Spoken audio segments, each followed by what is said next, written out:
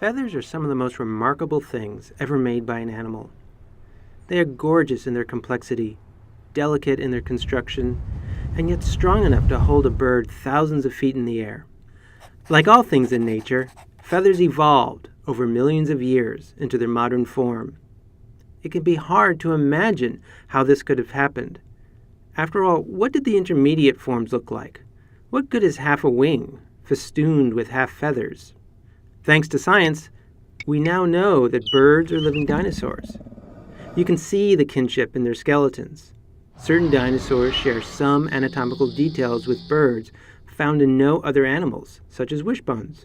And in the late 1990s, paleontologists started digging up some compelling support for that idea. Dinosaurs with bits of feathers still preserved on their bodies.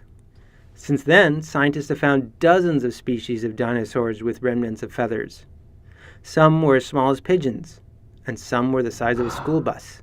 If you look at how they're related on a family tree, the evolution of feathers doesn't seem quite so impossible.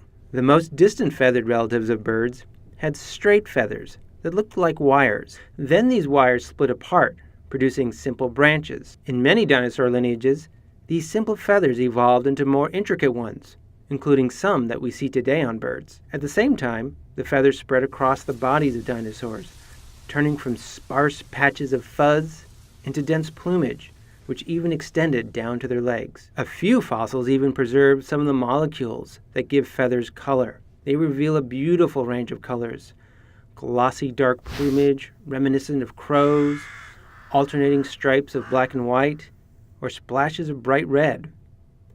Some dinosaurs had high crests on their heads, and others had long, dramatic tail feathers. Now, none of these dinosaurs could use their feathers to fly. Their arms were too short, and the rest of their bodies were far too heavy. But birds don't just use feathers to fly.